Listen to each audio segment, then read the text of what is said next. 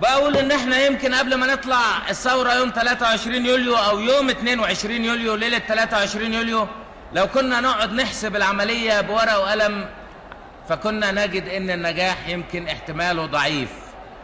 ولكن كان كل واحد من الضباط الأحرار، كل واحد من الناس اللي اشتركوا في الثورة في هذه الأيام كان بيقول إذا ما استطعناش إن احنا ننجح في القضاء على هذا الظلم وعلى هذا الاستعباد فليس أقل من أن نضحي ونثبت للأجيال القادمة إن الجيل اللي كان عايش في سنة 52 مرضيش يسكت على الظلم، ولكنه قام وقاتل حتى استشهد.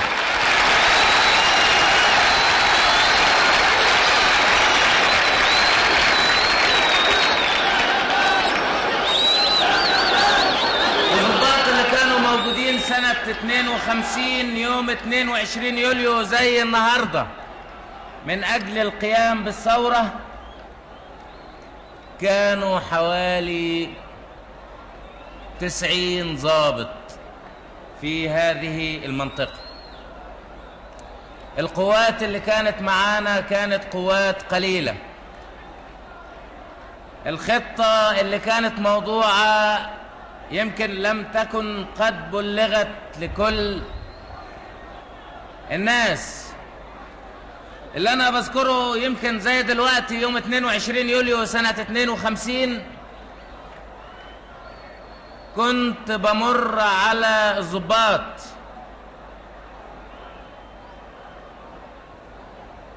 من الصبح اللي هيشتركوا في الثورة،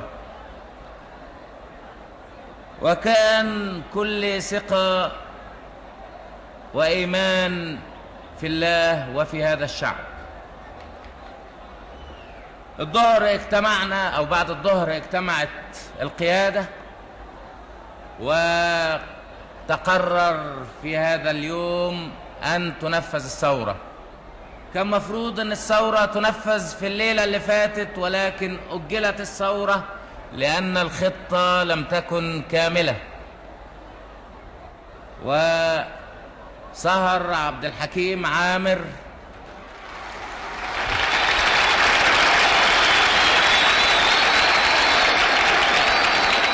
وكمال حسين عندي في البيت لغاية الصبح وما كناش كملنا الخطة، وعلى هذا قررنا أن نؤجل الثورة 24 ساعة.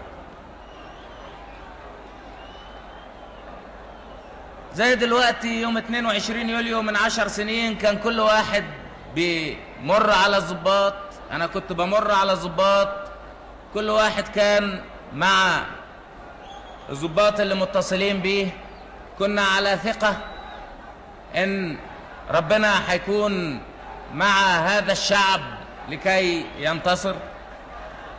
الساعة 11 بالليل قبل ميعاد تنفيذ الثورة بساعتين كشفت الخطة، وأخو أحد الضباط بلغ أسرع عابدين إن الضباط أخذوا أخوه علشان يقوموا بثورة. الساعة 11:30 في هذا اليوم جالي أحد الضباط الأحرار اللي كانوا في المخابرات في البيت وقال لي إن الثورة اكتشفت، وإن الملك من اسكندرية اتصل بقائد الجيش، وإن قائد الجيش طلب عقد مؤتمر لكبار الضباط في كوبري القبة، وقال لا بد لنا أن نلغي كل شيء. ما كانش ممكن بأي حال من الأحوال إن احنا نلغي كل شيء. كانت الساعة 11، كان ميعاد التحرك الساعة 1، كانوا الضباط وصلوا إلى وحدتهم، وكان لابد من أن نسير في عمليتنا إلى النهاية. قلت له إن احنا لن نستطيع أبدا، العجلة دارت ولن يستطيع إنسان أن يوقف هذه العجلة.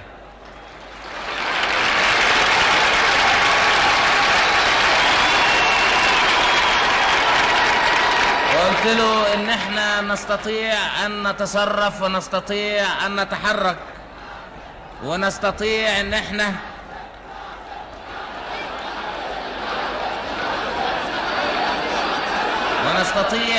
في اخر لحظة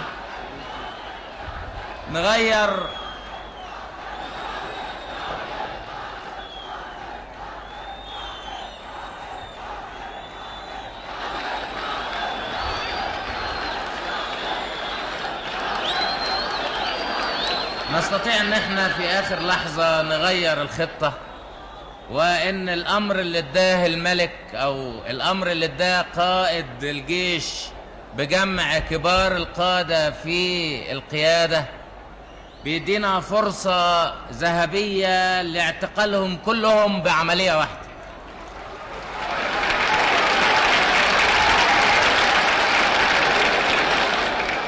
وكان علينا في هذا اليوم أن نقوم بهذه العملية ونعدل خطتنا في آخر وقت وفي آخر دقيقة.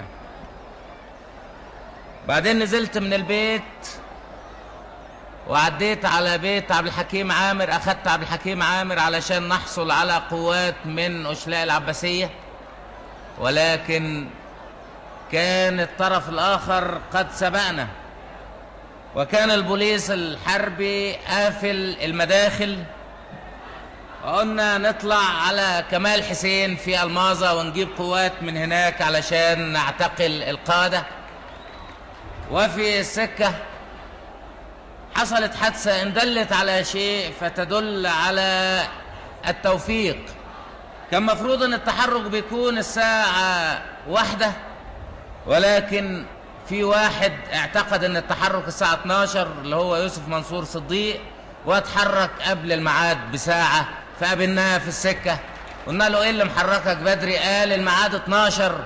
قلنا له لا الميعاد الساعة 1. قال على العموم انا اتحركت الساعة 12. قلنا له تعالى بقى نطلع على القيادة، بنحتل القيادة ونعتقل الناس اللي هناك.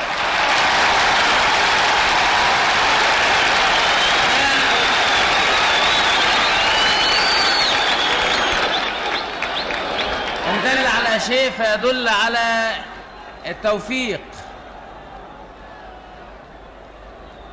وكانت هذه القوة هي القوة التي احتلت القيادة وقبضت على جميع القادة في هذا الوقت،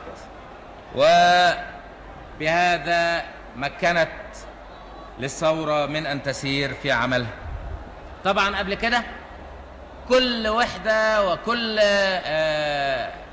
وحدة مشتركة في الثورة قامت بعملها، وهي تعتقد أنها تؤدي رسالة، وهي طليعة ثورية لهذا الشعب.